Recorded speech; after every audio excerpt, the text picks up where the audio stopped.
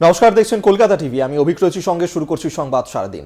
সন্দেশখালী কাণ্ডে একযোগে ইডি ও বিজেপিকে কাঠগড়ায় তুললেন মুখ্যমন্ত্রী মমতা বন্দ্যোপাধ্যায়। বাংলায় জট পাকানোর চেষ্টা করছে বিজেপি, তিলকে তাল করছে কেউ কেউ, এমনটাই বললেন মুখ্যমন্ত্রী।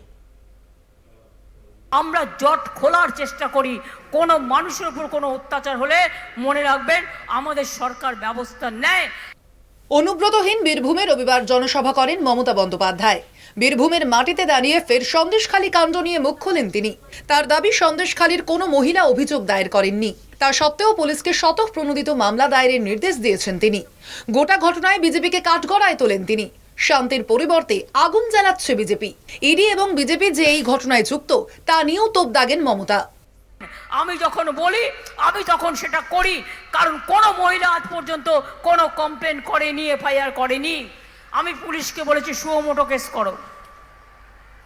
আমাদের ব্লক প্রেসিডেন্টও অ্যারেস্ট হয়ে গেছে। প্রথমে ইডিকে পাঠিয়েছে, তারপরে তার বন্ধু বিজেপি ঢুকেছে ইডিকে সাথে নিয়ে, আর কিছু মিডিয়া ঢুকেছে, ঢুকে তিলকে তাল করছে, শান্তির পরিবর্তে আগুন লাগাচ্ছে। Central agency, state agency, CID, ED, CBI, police, এদেরকে পোষায় কেন? বিএসএফ, সিআরপিএফ দেশের রক্ষার জন্য, মানুষকে রক্ষা করার জন্য, মহিলাদেরকে রক্ষা করার জন্য, দুর্বল অংশকে রক্ষা করার জন্য, সংখ্যালঘুদের রক্ষা করার জন্য, সাধারণ নাগরিককে রক্ষা করার জন্য। কিন্তু এরা কেন্দ্রের মন্ত্রী বা রাজ্যের মন্ত্রী, বিজেপির চোর বা তৃণমূলের চোরকে পাহারা দিচ্ছে। আর তৃণমূলের চোর হলে রাজ্য পুলিশ তাকে পাহারা দেবে, কেন্দ্রের পুলিশ তাকে ধরার চেষ্টা করবে, অন্তত নাটক করবে। আর বিজেপির চোর হলে কেন্দ্রের পুলিশ তাকে পাহারা দেবে আর রাজ্যের পুলিশ তাকে ধরার চেষ্টা করবে। কিন্তু কোনো চোর ধরা পড়ছে না, শুধু শাহজাহান কেন? তাহলে তো অভিষেক আগে ধরা পড়ার কথা। শনিবারই সন্দেশখালী কাণ্ডে গণধর্ষণ ও খুনের চেষ্টার মামলা দায়ের হয় শিবু হাজরার নামে। এরপরই গ্রেফতার হন শিবু। এই পরিস্থিতিতে রবিবার সন্দেশখালী যায় তৃণমূলের প্রতিনিধি দল। সাধারণ মানুষের ক্ষোভের বিষয়ে জানতে তাদের সঙ্গে কথা বলেন সুজিত বসু, পার্থ ভৌমিক, বীরবাহা হাঁসদারা। জমির জবরদখলের বিরুদ্ধে সরব গ্রামবাসীদের পাশে থাকার আশ্বাস দেন তারা।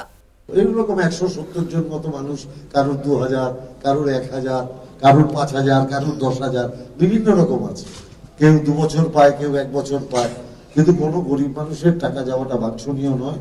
আমরা অলরেডি আজকে সন্দেশখালীর কর্মীরা যে চাঁদা তুলেছেন 10 জনের টাকা ফেরত দিয়ে দিয়েছি। কাল থেকেও গ্রামে গ্রামে মানুষ যারা যারা টাকা পায়, যারা প্রকৃত তথ্য নিয়ে আবেদন করবে, তারা সবাই টাকা পাবে। বীরভূম থেকে মুখ্যমন্ত্রীও জমি ফেরানোর আশ্বাস দেন সন্দেশখালীবাসীদের। যার যা অভিযোগ আছে আমি অফিসার পাঠাবো, তারা শুনবে।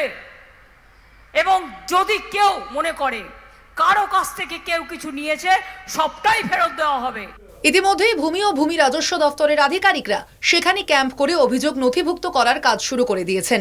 রবিবার 14 জনকে টাকা ফেরত দেওয়া হয়। গ্রামবাসীদের অভিযোগ ছিল শাহজাহান ঘনিষ্ঠ তৃণমূল নেতা উত্তম সর্দার এবং শিবপ্রসাদ হাজরার বিরুদ্ধে, যারা দুজনেই এখন পুলিশের জালে।